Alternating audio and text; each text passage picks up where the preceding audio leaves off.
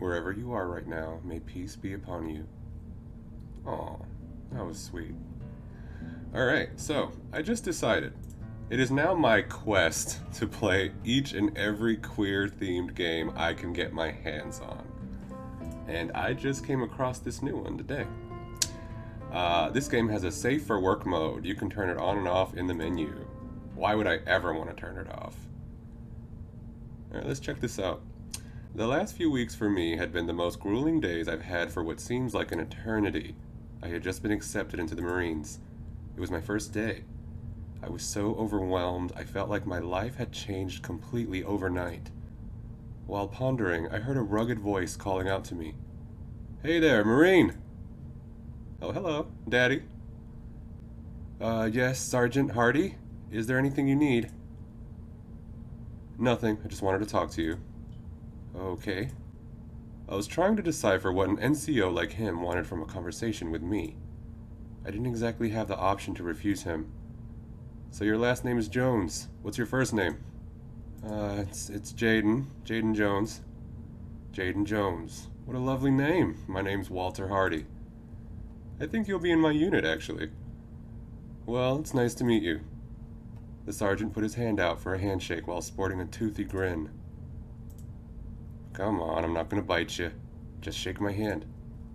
I stared at him with a confused look on my face before I shook his hand slowly. "There we go." I let go of his hand. "Anyways, I'm not supposed to be talking to you like this since I'm an NCO and you're not. Once you become an NCO, let's become friends." "I don't think that's possible, Sergeant Hardy." Well, maybe you'll change your mind later on. You seem like a nice guy."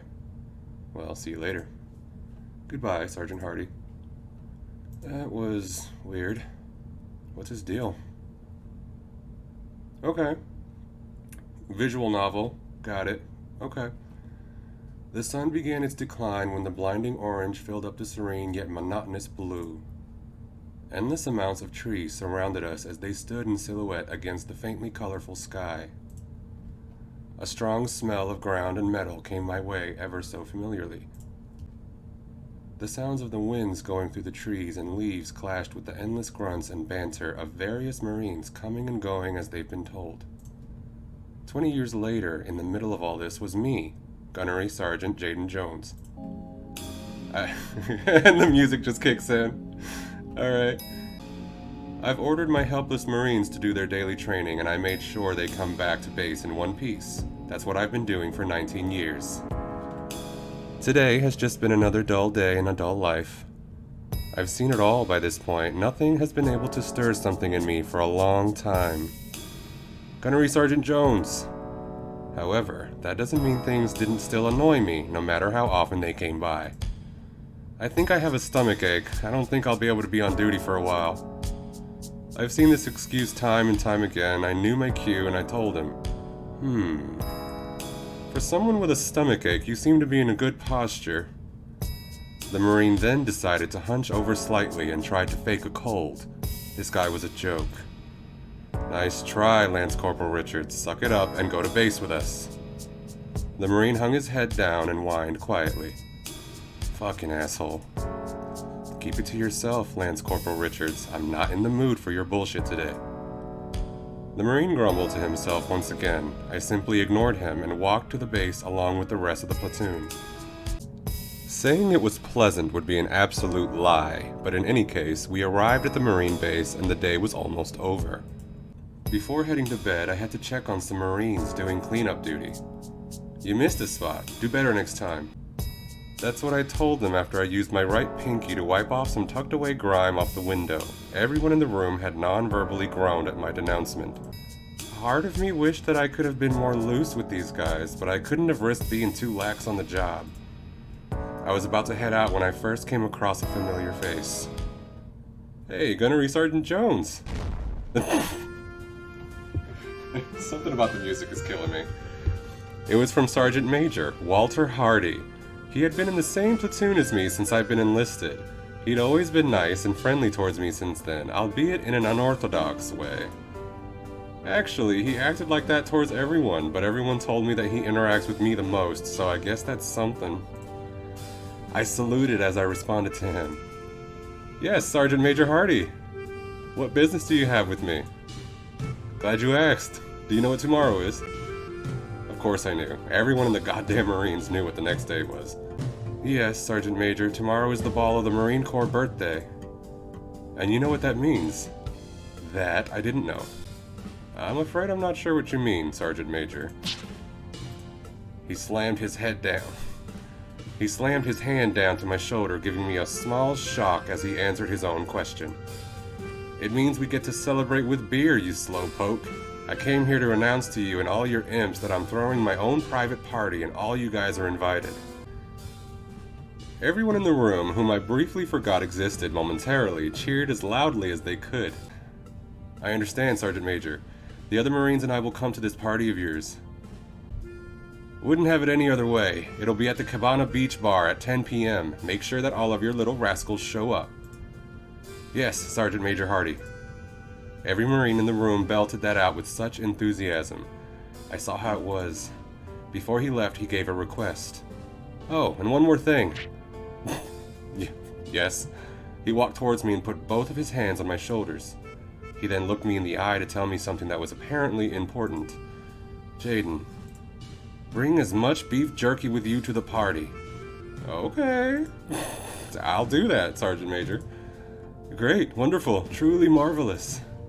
He giddily cheered out while shaking my shoulders back and forth. I was known in the Marines for my cooking, considering I grew up with 3 sisters and I did make him beef jerky one time. Though I can't believe he remembered that. Also, don't be so anal with me, Jayden. At least not in a bad way. Oh, Lieutenant Hardy, hello? My face flushed when he told me that. Oh, what? Loosen up, will ya? We've known each other for decades now. I'm not gonna bite you if you talk a little casually to me. I want to see more of that wonderful personality of yours. Well, it's difficult to be so casual when I'm on duty, but I'll do my best to lighten it up with you, Sergeant Major.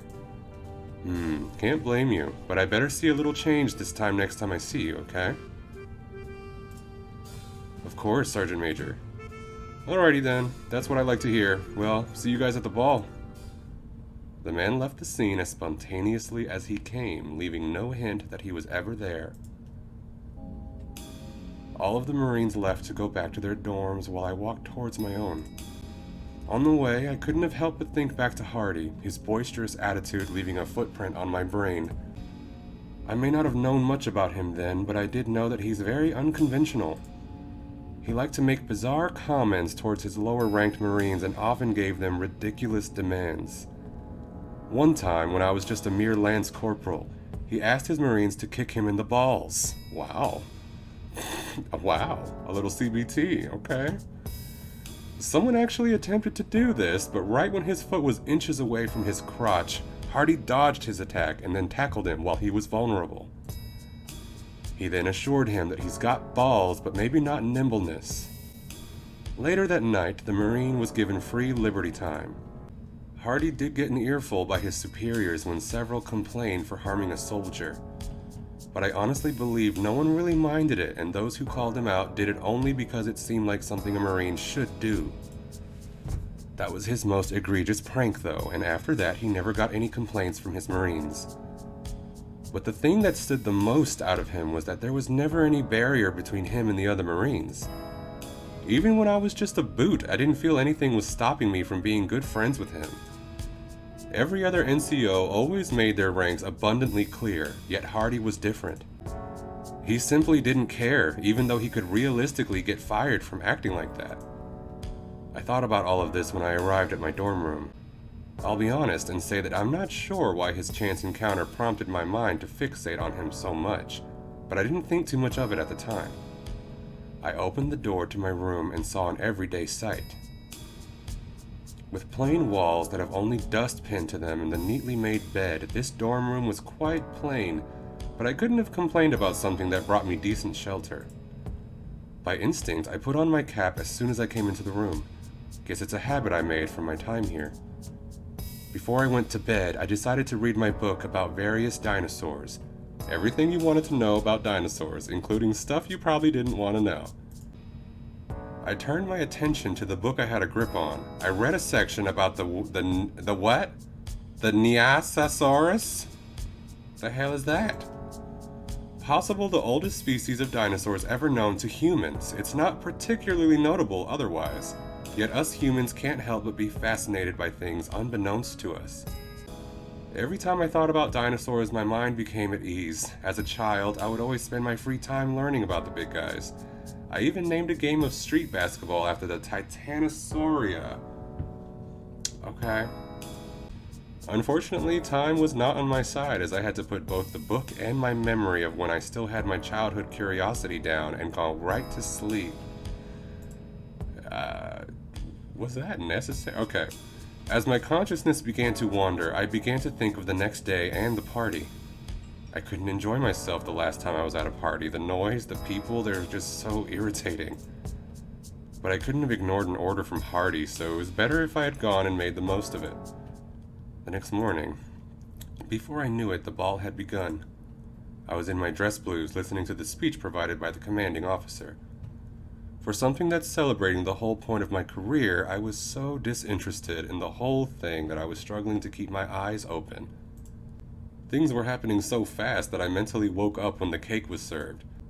The celebration was over, and now civilians and Marines alike were having fun partying with each other. I, however, had other places to go, courtesy of Sergeant Major Hardy. I took off and went to the Cabana Beach Bar. I called a taxi to get there. The taxi driver noted my rather fancy dress blues, and I just brushed him off. Rude? Rude? When I arrived at the bar, I could already hear the inside of the bar while I was still at the taxi car.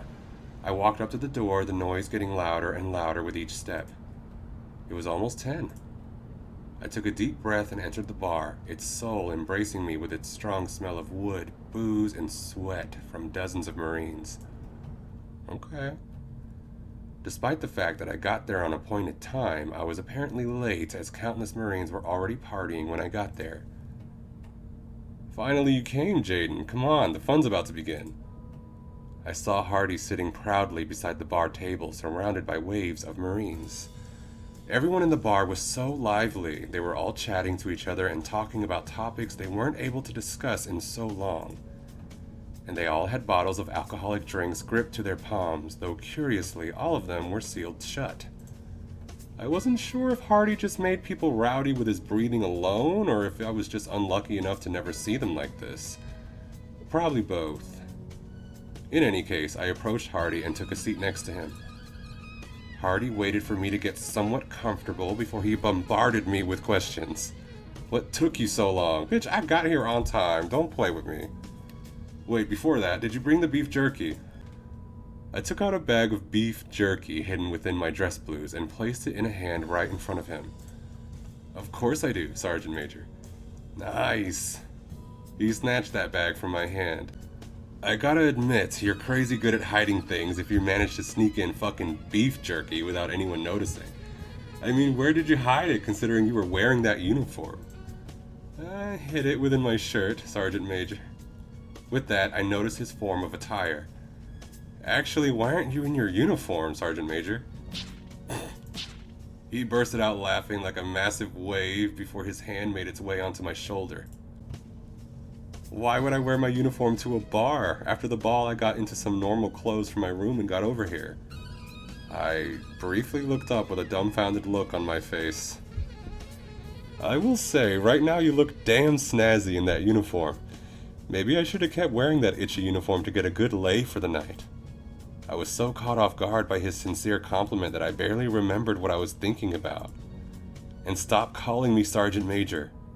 You're off duty here, so right now I'm just some old fart in a bar to you.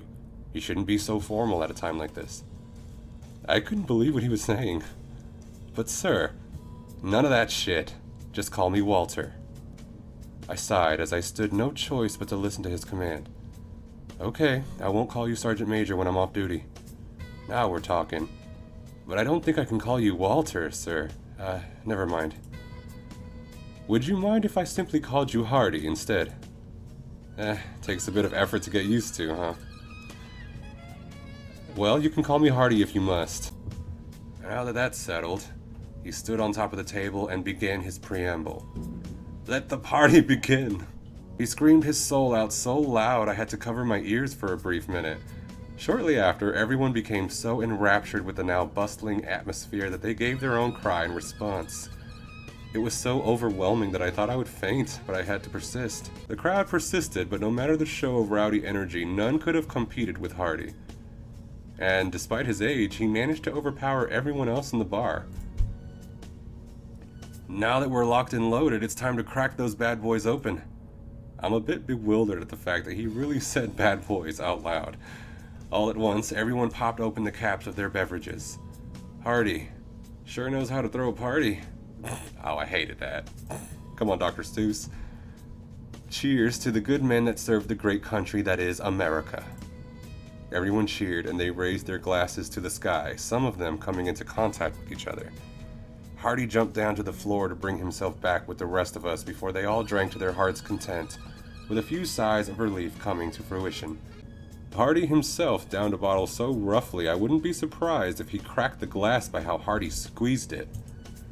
When he finished, he let out a sigh of relief you'd hear from coming home after a hard day of work.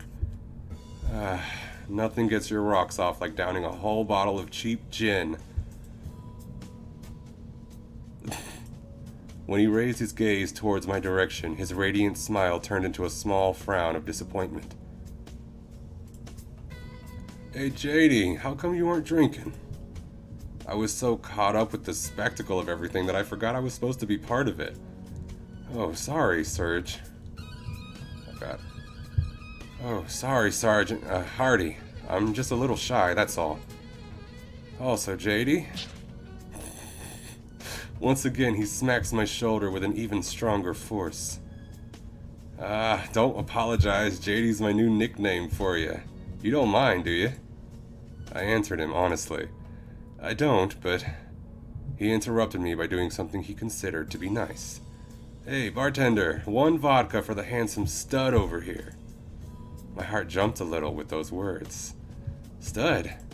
Of course, I'm referring to you. Don't be so embarrassed. You got looks that most men your age would kill for. I've been with several men in the past, and yet I've never been told I was handsome by anyone, much less from a man like Hardy. Something weighed in my chest in that moment. I was so flustered by his remark towards me that it took me a while to object to his treat. Wait, you shouldn't...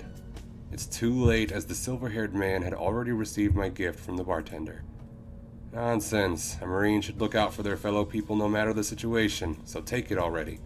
He thrusted the bottle into my general vicinity, inviting me to take a sip. Except, unlike most invitations, however, declining wasn't an option. Declining is always an option, don't do that now.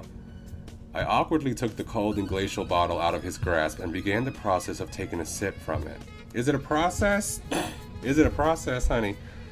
I slowly twisted open the bottle with firm fingers, the vodka slowly revealing its strong smell before attacking me all at once when I bursted open the entrance of the bottle. We getting real descriptive.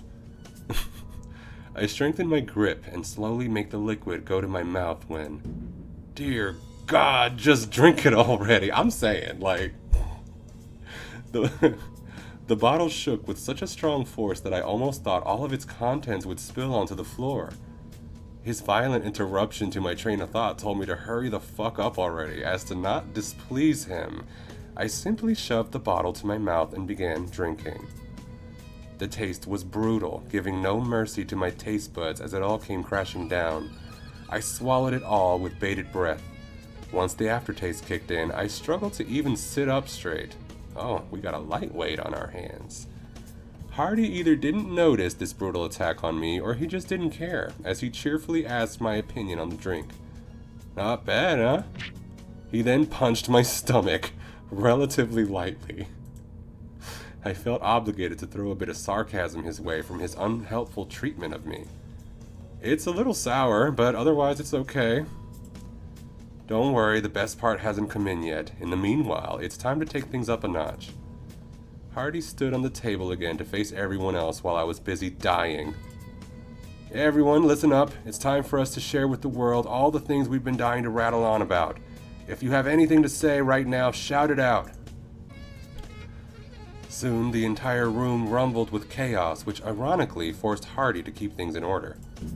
Okay, settle down, you people. Only Hardy was able to tame the wild jungle as silence briefly returned to the room. With his sharp eye, Hardy surveyed the room and called out a Marine who actually had a decent idea from the crowd. You, with the red hair, you look like you got something to say. Spit it out. The redhead spoke up in order to be heard across the room. Actually, I was thinking we could turn this into a drinking game, considering we all have drinks in our hands. Hardy's eyes lit up. Ooh, we got ourselves a crafty one, don't we? Everyone quiet. Any Marine who started to talk shut their mouths and listened to the fierce man standing on top of the table.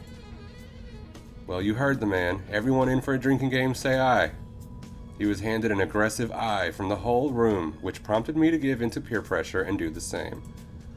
That's a beautiful sound if I ever heard one. Everyone, get into order. For all the effort Hardy had put in about just being an old fart when he's off duty, his Marine tendencies were clear as day during the night. Good to see you guys have your ass kicking memorized. Now then, how the game works is that one person says drink if you have blankety blank, and those who have fulfilled blank, possibly including the person who's given the command, will take a shot. After that's done, the person to the left will have their turn to give that same command. Rinse and repeat, you get the whole thing. Just like that, Hardy explained the game as well as you can expect from any NCO worth their salt. And so the games began as Hardy started us off with something that's painfully expected yet still threw us for a loop nonetheless. Drink if you've ever given a hand job. Wow. We're just jumping right to it, aren't we, Hardy? Shit. That was the moment where I knew taking part of this was a really bad idea. I'm not sure if it was my stubbornness or the vodka leaching into me, but I didn't feel like giving false pretenses. I took a sip from my drink. There was an uncomfortably small amount of drinks that were made that round. However, as I parted the bottle from my lips, I caught Hardy taking a shot as well, causing me to almost choke on my drink. Whoa, Hardy, I didn't know you were that adventurous. Hardy gave a smug grin. A man's gotta do what he's gotta do. You can say that again. I pondered on why he took a shot then and there. Maybe he was just joking and he wanted to catch the attention of the people. That's something he'd do, I thought to myself. But the thought of him actually pleasuring another man wouldn't leave my head, no matter how intrusive it was. Changing the subject between rounds, the whole room was given about a minute or two to just chat with each other. I heard people talking about handjobs or joking about how Hardy was gay. Overseeing it all, Hardy was the one who decided when the next round began. He was also the one who decided who went next. Speaking of which, JD, you're up. I'll tell you what, if you give a good one, I'll give you extra libo, L-I-B-O, time, free of charge. Whatever that is, you're gonna get it. So don't even think about half-assing it. Whole acid. That's right. How is it free of charge if I'm required to do something in exchange, I asked myself. But it didn't matter. I thought of what to say in a situation like this. What could sad, boring little me say that would really invigorate this enormous crowd of drunks? Drink if you have... I tried to slur my words to give myself some precious time to think of something good.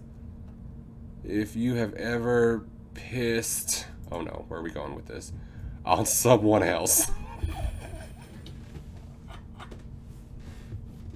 Y'all, Marines are wild. This was the best I could manage. I didn't know where I was going to go with this. I was awaiting the sighs of disappointment from Hardy, but instead, look, he's a freak. I know he's a freak. He's going to drink. Ah, good one. You're definitely getting more libo time from me. Though I wished you took a shot as well. It's no fun if you waste a round not drinking.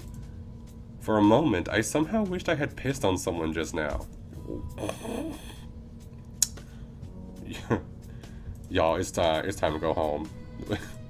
Y'all have had enough drinks.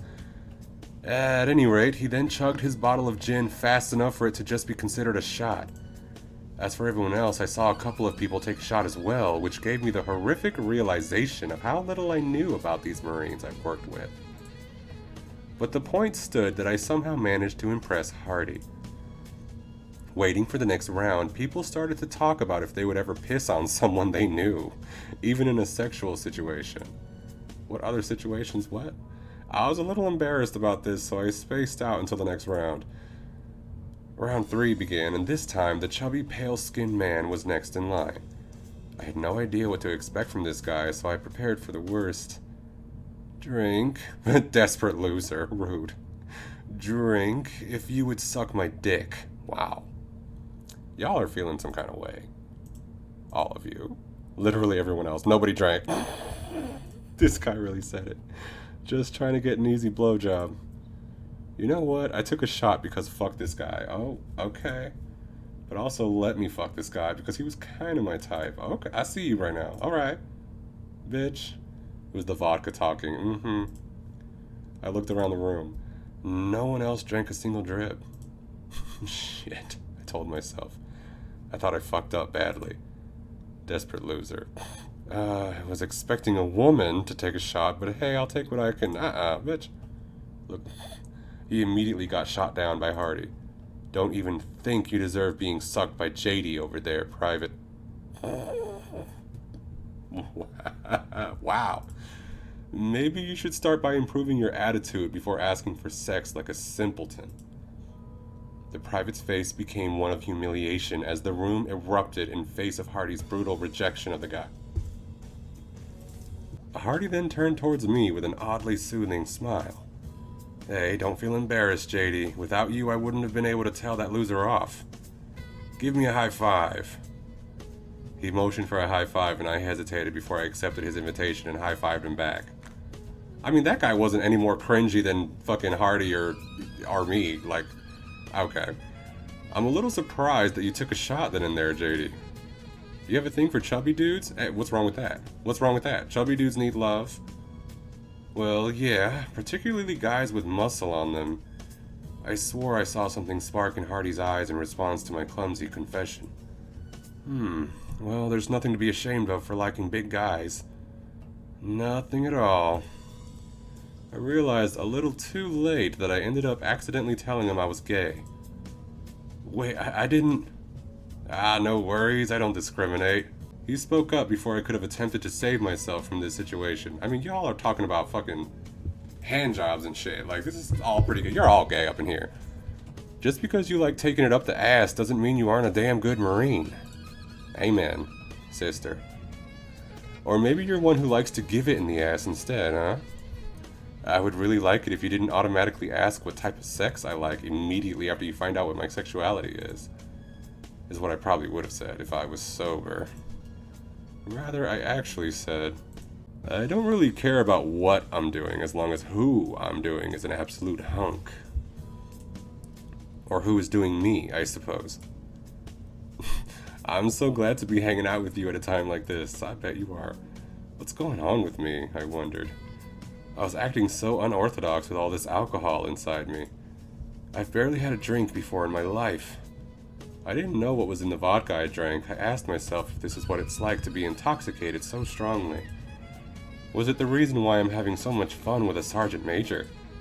Before I could have answered those questions, a couple of Marines came up to Hardy for giving that man a deserved wake-up call. Nice one, Hardy. Mind teaching me those mad skills? Sorry, but this is my expertise. I don't gain much from teaching it to others. One of the Marines came up to me and surprised me with a compliment. Hey, dude, you got some real balls being the only one to take a shot to that dumbass. Thanks. Maybe you should taste them if you like talking about them so much. Woo! Y'all.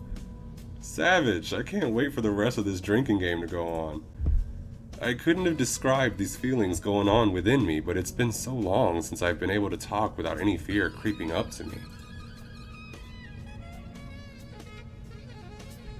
The drinking game went on for several rounds, and by the time it was Hardy's turn again, I was so plastered that it was surprising I was able to even breathe at that point. I drank so many drinks in response to people asking so many things out of me. I drank when someone asked if I've ever got choked because I asked for it. What? I drank when another person asked if I've ever tricked someone into taking their clothes off. And I drank when yet another asked if I've ever lied about no one in my squad being missing. Oh, That seems kind of serious. They were found, by the way. Okay. Eventually. Wow. There were so many other rounds where I took a shot. Sometimes I would drink more than one shot just for the hell of it. I lost count after a certain point. This motherfucker is about to black out. Hardy was so plastered as well, although he was still able to complete a full sentence. He drank even more than I did, yet it took him far longer to get drunk. The guy was able to drink a whole barrel of gin and still need a few more drinks to get tipsy. Hey, JD, you're a lot more perky tonight, aren't you? Having a ton of fun, right? Absolutely. I've enjoyed myself more this night than I have in the past 20 years. You really know how to throw a party. Never doubt me when it comes to having the time of your life. Okay, the next round is about to begin. Although he was consistently staggering, Hardy managed to get on top of the table and gave his command to everyone in the room. Okay, everyone. He slurred every word that came out of his mouth. Drink. Drink. If you have ever fucked a man in the ass and licked the cream...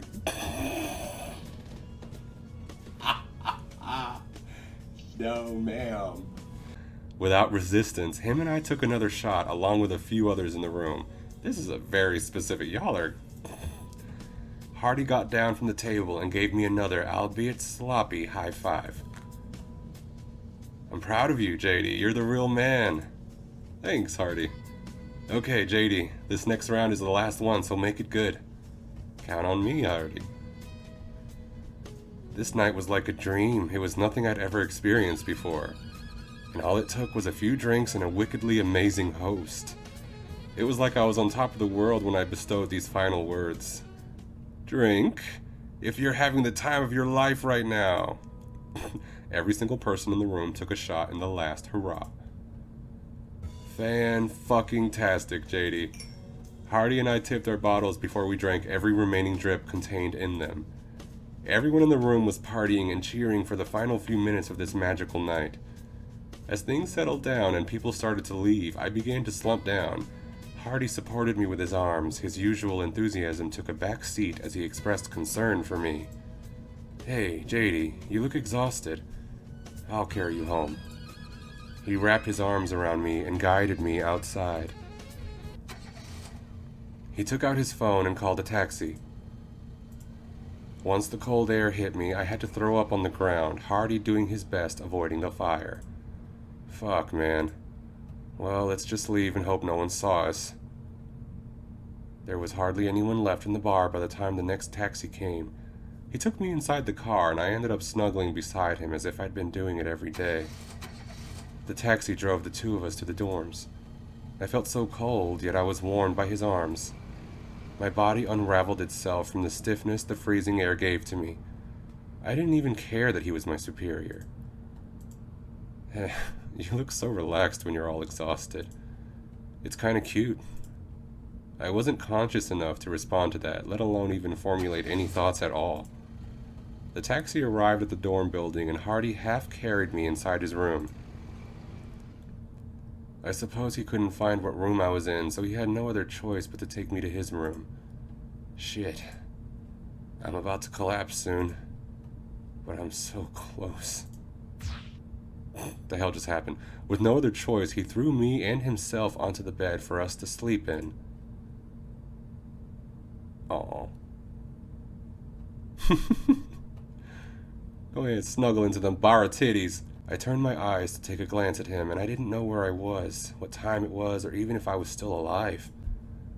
I thought I was in a dream, so there was nothing stopping me from saying anything I wanted to say. Hey, Hardy. You're really, really handsome and sexy and hot. And you're really drunk. Shady? I really want to make out with you, so can we? I leaned in for a kiss. With eyes that were lit with shock, he instinctively stopped my head with his hand. I'm worried about where this is heading. No, I can't. You're too drunk to do stuff like that.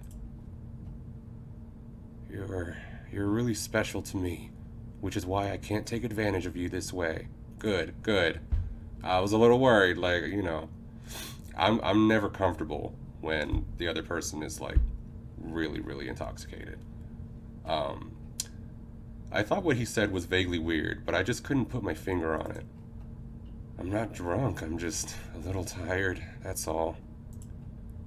Bit bullshit. I kept trying to kiss him, but his hand made sure our lips wouldn't meet. Stop, you're making it hard for me to resist giving in. Eventually, fatigue got the best of me and my head wasn't able to move. The grip from his hand loosened as well, and we only had the strength for a few words. Your chest is so warm. It feels so good being pressed against it. I bet. Well, it's a good thing I like having you on top of me.